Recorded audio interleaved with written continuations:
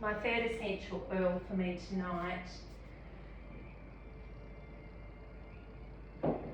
is a beautiful rose oil. So putting some on my hands, this one's really generous because I want to do all of my feet.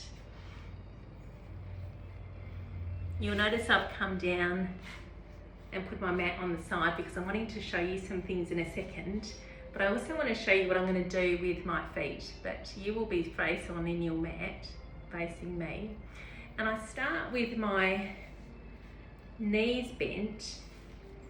The left foot will go over the right, and I'll just intertwine my fingers into my toes and make some space. And gently, when my foot is over my knee, rotate my foot in one direction and then the other. We also call this a pigeon pose, but seated. This same hand can be used to rotate my foot in towards me, and have a really good look at this foot as you gently rub the massage oil into it. You can go right the way up your leg with the oil. Make sure you don't slip if the ground is wet though underneath yours, slippy like mine is. And you can go right the way up to where your legs are normally exposed. And we're going to swap legs.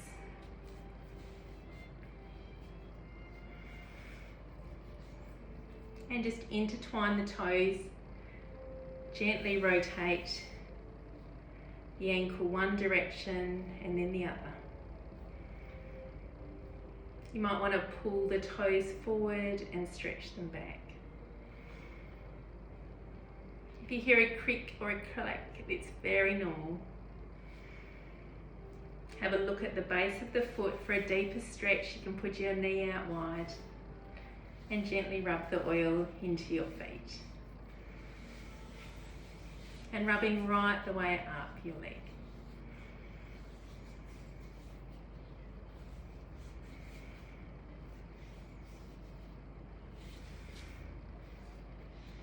We're going to start in a Dandasana or a rod pose. So 2 legs are in front, toes are up towards the sky. I'm hoping you can see this. My knees can be bent slightly if you need to, and you could put your prop underneath your knees for a bit more stability. And we can hold on to the strap to allow our spine to be nicely aligned and up straight. And you can gently fold forward if you wish.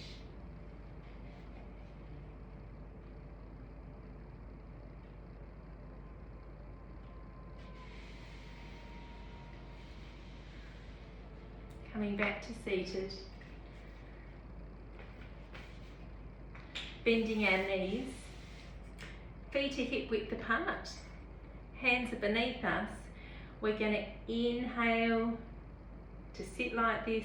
Exhale, tailbone comes up. Head will go gently back. And then we inhale to take our tailbone between our hands. Exhale to come up. Inhale. Exhale. Inhale. Exhale. Inhale, we come down. Bending our knees, we're just going to gently go back down. You're welcome to do it at whatever speed you choose.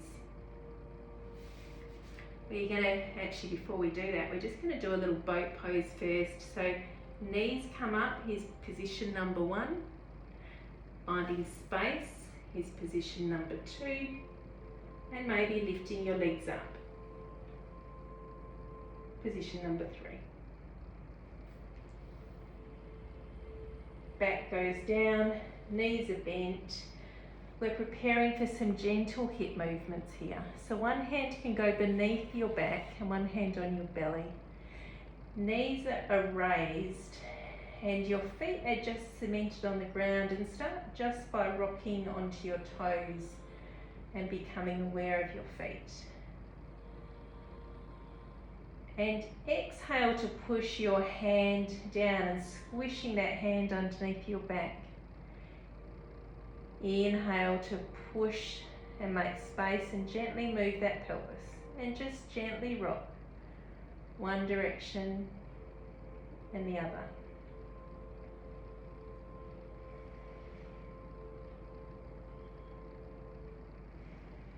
If you like this pose, you can stop this part of the tape and do 20 or 40 like this.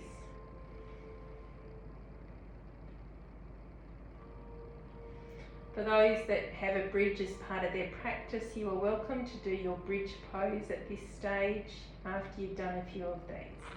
Hands can glide up your legs and just notice what is happening in your legs as you gently go onto your toes and onto your hips. And maybe notice, is there anything happening underneath your thighs?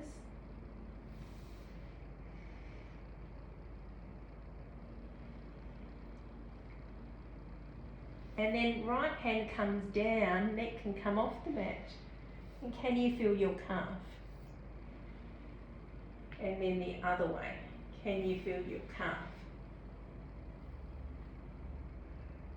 Hands back to thighs. What happens when one leg comes to tabletop and it goes out? And it comes right the way back in.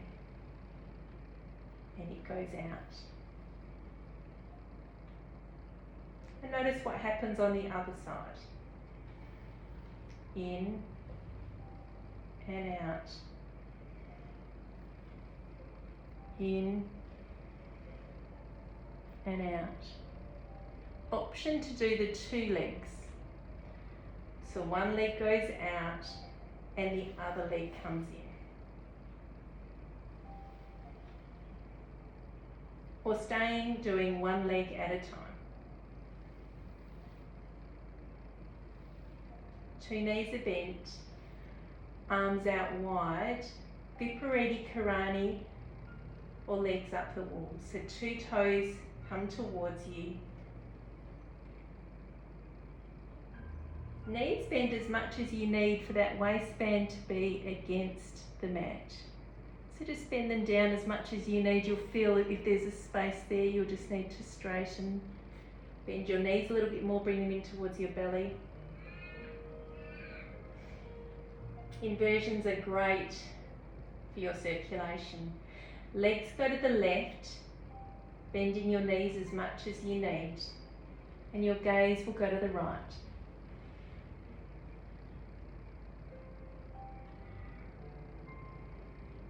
Pausing here for 3 breaths.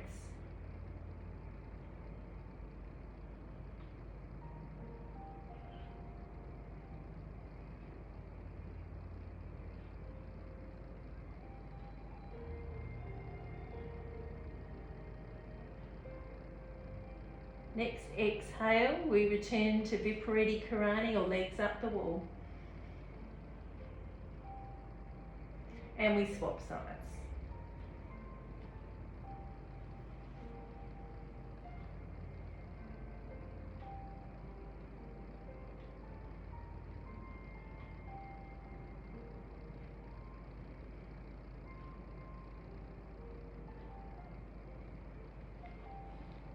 Back to Viparita Karani, embracing our knees, the hands embrace our knees.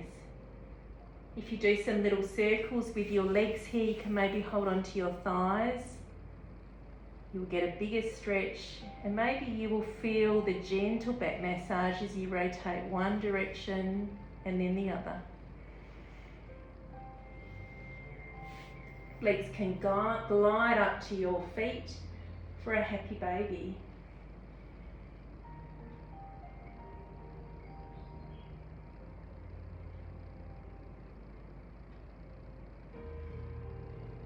Two feet come together and your knees go out wide and you're in a butterfly position. Or take it down to the mat for a lovely restful pose. The size of the diamond is your choice, so feel free to take away your feet to make space for your knees and your hips.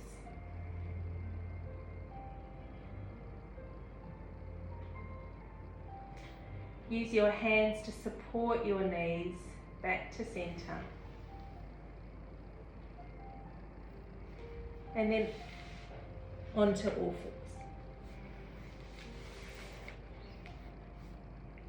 Hands are going to be shoulder width apart. Cat and cow. So inhale, we come up and our belly goes down. Exhale, we look down to our knees. Check if they're parallel. Your back goes up. Inhale, the cow. Exhale, the cat. This is great if you've got a bad or sore back after a long day at work. And it's a great morning stretch.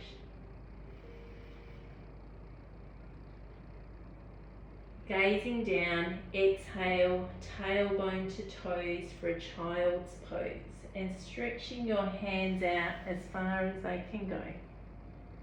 Walking your hands to your left, the right hand can go over the top,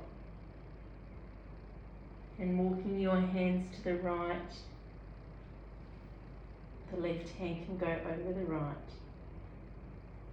Coming back to center. Bringing your hands forward and your tailbone up, and just let your chest come down into a lovely puppy pose.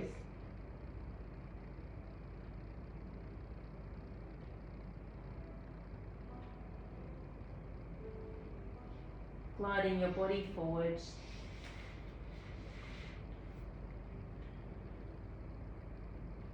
Your head is up tall.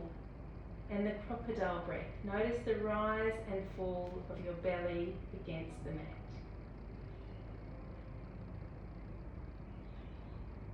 And then preparing to rest, we just gently come back down. Cheek to hands.